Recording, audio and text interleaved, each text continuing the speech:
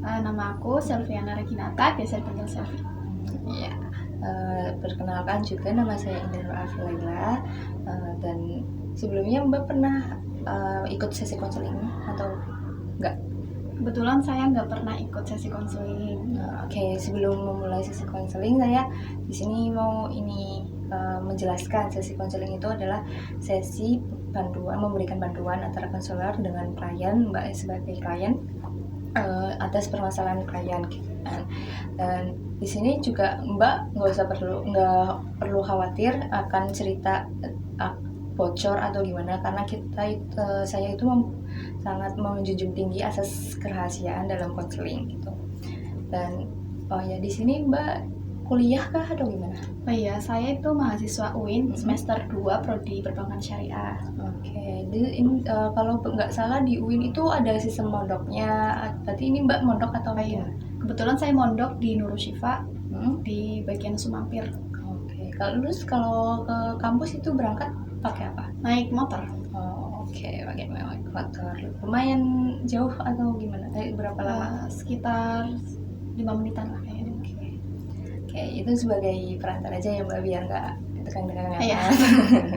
Dan ya sebelumnya kemarin Mbak juga menghubungi saya gitu kan, kayak untuk melakukan sesi konseling ini. Kalau bisa diceritakan apa permasalahannya Mbak? Mulai Mbak. Awalnya itu kan saya asli Brebes. Nah, terus saat kelas 3 itu saya pindah ke Sulawesi untuk sekolah di sana. Nah, awal-awal itu kan kita butuh adaptasi ya. Namanya bahasa Jawa sama Sulawesi itu kan beda. Jadi terkendalanya itu paling di bahasanya. Misal lagi kumpul sama teman-teman. Nah, teman-teman itu kan di sana mayoritas bahasanya Mandar. Nah, sedangkan saya kan masih Jawa gitu. Jadi misal teman-teman pada ngomong bahasa Sulawesinya, jadi saya tuh kayak merasa gimana gitu, kayak minder apa gimana gitu. Susah untuk adaptasinya juga agak ini ya Mbak. Iya. Masih anak kecil juga bingung antara bahasa Mandar dan Jawa gitu. Terus lalu Mbak di sana belajar bahasa Mandar atau bagaimana? Iya, paling saya kayak ke orang tua gitu, mau belajar bahasa Mandarnya supaya nggak susah bersosialisasi sama teman-teman yang lainnya gitu. Terus minta ajar sama teman-teman juga, ajarin dong bahasa Mandar itu gimana biar aku bisa nimbrung juga kalau pada cerita. Lalu boleh tahu Mbak pindah ke sana karena apa ya? Saya pindah ke Sulawesi itu karena ikut bapak. Nah, bapak itu kerjanya pindah di sana. Jadi saya ikut ke sana. Oke. Lalu ketika beradaptasi Mbak itu butuh berapa lama untuk beradaptasi? Paling kan awalnya SD kelas 3 tuh kayak setahunan lah gitu. Itu juga masih berbelit sih bahasanya. Jadi di sana juga cukup lama ya Mbak? Mbak dari kelas 3 sampai selesai SMA saya di sana. Lumayan lama ya, 10 tahun kan atau ya. Di sana. Terus ketika Mbak pindah lagi ke Jawa bagaimana? Apakah merasa bingung juga? Iya, kan pas selesai SMA kan saya ke Jawa. Nah itu kan otomatis bahasa ngapaknya kembali lagi tuh. Nah itu kayak masa kultur shock juga gitu. Kayak aku udah terbiasa bahasa di sana, terus pindah ke Jawa lagi kayak bahasa ngapak lagi, kayak apa sih, lupa gitulah. Sampai sekarang kayak gitu ya Mbak? Iya, masih. Ya, di sini emang kalau perbedaan bahasa itu seperti itu ya, pastinya agak bingung gitu. Apalagi perbedaan budaya dari yang di Jawa aja masih ada perbedaan, kayak daerah Brebes ke Tegal aja beda gitu. Kebetulan saya juga asli Tegal dan Purwokerto, sama-sama ngapak sebenarnya. Purwokerto sama Tegal, cuman ya ikut ketika di sini juga saya lumayan ikut cultural shock juga dengan bahasanya, walaupun sama-sama ngapak ya. Apalagi Mbak gitu yang dari Jawa ke Sulawesi lalu balik lagi ke Jawa gitu kan.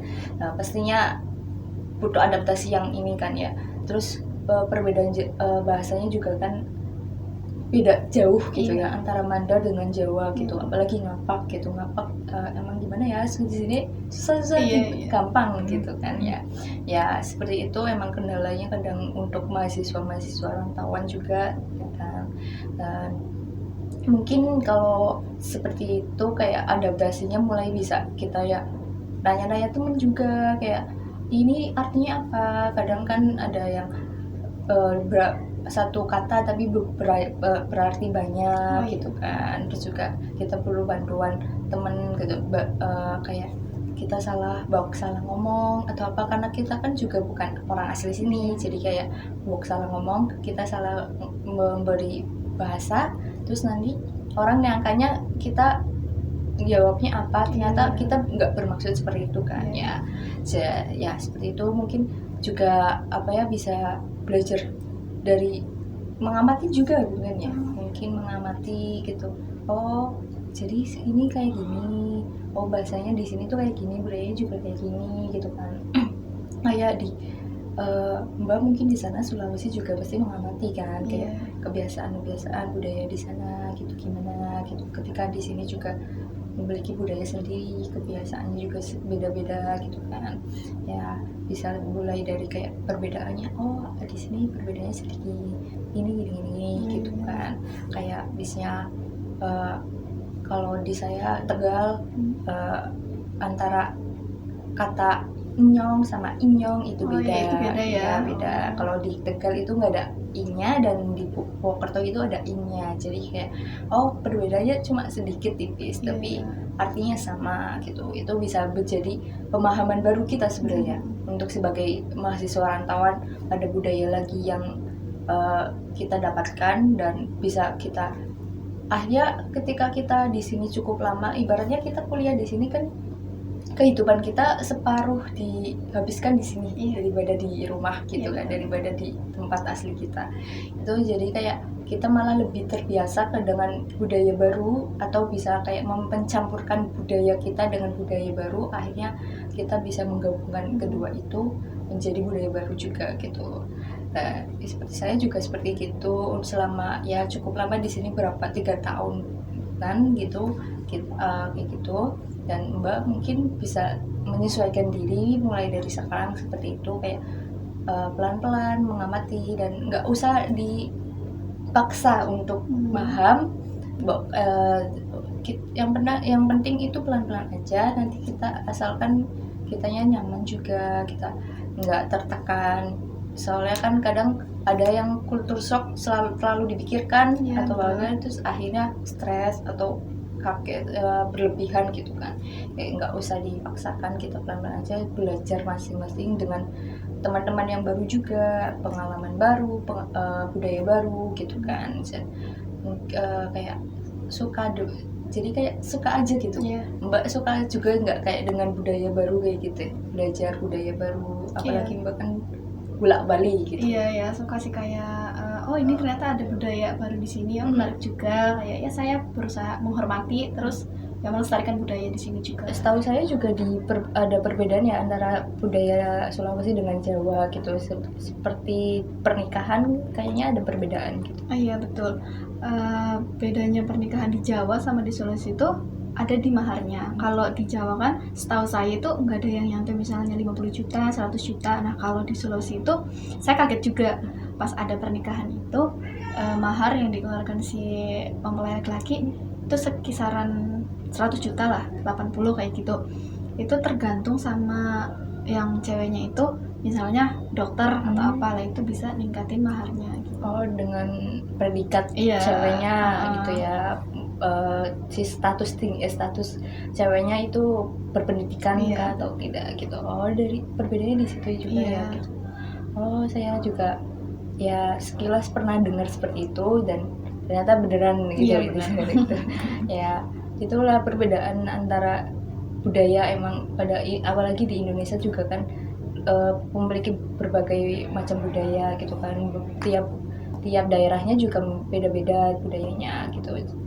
Jadi seperti itu perbedaan budaya, dan emang kita yang harusnya bukan tidak mengharuskan, tapi kita belajar dengan budaya-budaya yang baru kita, apalagi sebagai orang Indonesia, warga Indonesia, kita melestarikan dan kita juga menghormati budaya-budaya yang lain gitu dengan budaya kita asli gitu kan, dan tanpa menjudge atau meninggalkan budaya asli gitu. Dan itu mungkin jadi poin yang penting juga gitu bagi kita semua, baik warga Indonesia atau bisa juga kayak warga turis-turis juga sebenarnya perlu mempelajari seperti itu gitu. Apakah ada yang mau diceritakan lagi atau bagaimana, Mbak? Oh, itu juga sih Mbak, apa kultur shock yang tentang misal kematian seseorang. Nah, itu juga antara Jawa dengan Sulawesi itu beda. Ada suatu daerah di Sulawesi itu kalau misalnya jenazahnya itu kayak diawetkan, terus kayak di kuburnya itu kayak di tebing gitu. Udah budaya sananya emang gitu. Kan saya juga ngeliatnya kayak shock ya. Kok jenazah kayak giniin, nggak dikubur kayak selayaknya gitu. Ternyata itu emang budayanya sana. Itu di sana yang kuburan itu baik Islam ataupun Enggak, bukan? mayoritasnya emang Kristen. Oh, Kristen. Berarti kalau yang Islam kuburannya juga seperti itu atau enggak seperti di Jawa gitu? Kalau Islam tuh kurang tahu soalnya kayak itu di sana daerah Toraja ya, di situ mayoritasnya Kristen lah. Ada suatu kayak apa sih, kayak orang tuh kalau kesana tuh pasti ke situ loh, kayak destinasi wisatanya ya gitu. Oh iya. Jadi di tebing gitu ya Mbak? Oh, oke. Oh itu juga cukup emang kayak saya juga baru dengar ini cukup membuat culture shock sih pasti ya gitu. Dan ya seperti itu benar, emang budaya kan kadang membuat kita kaget, tapi juga akhirnya lama-lama kita memahami dan melestarikan, dan kita bisa menghormati juga gitu kan, belajar menghormati juga dengan seperti yang Mbak tadi itu kan kuburan untuk mayoritas Kristen gitu kan. Kita sebagai Islam juga walaupun berbeda, kita sebisa mungkin menghormati. Bedanya termasuk itu juga bukan budaya lagi, tapi dengan adat istiadat agama juga itu. Jadi kayak udah di budaya di sana di sini sebenarnya kan budaya kuburan seperti itu kayak walaupun di Jawa juga ada yang Kristen, perbedaan juga ada kan. Kristen juga kuburannya hampir sama kayak Islam dengan ditanamkan dikuburkan di tanah gitu, bukan di tebing gitu. Cuman emang di Sulawesi yang emang tradisinya seperti itu gitu kan. Jadi ya seperti itu, emang perbedaan tiap daerah seperti itu. Apakah ada yang ingin disampaikan lagi Mbak? Mungkin itu sih Mbak, cukup. Terima kasih, saya kayak lega gitu cerita. Ya alhamdulillah sudah cukup. Nanti Mbak bisa beradaptasi di sini dengan baik, dengan budaya yang baru, dengan bisa tanpa meninggalkan budaya asli juga bisa kalau bisa mencampurkan keduanya gitu, tanpa harus menjudge antara kedua budaya tersebut gitu. Oke, baik, di sini karena dikarenakan udah cukup, di sini saya tutup sesi konseling ini. Terima kasih sudah datang dan menghubungi saya. Maaf apabila ada salah kata dari saya atau bagaimana. Mohon maaf. Terima kasih. Wassalamualaikum warahmatullahi wabarakatuh. Salam, terima kasih Mbak. Iya, sama-sama.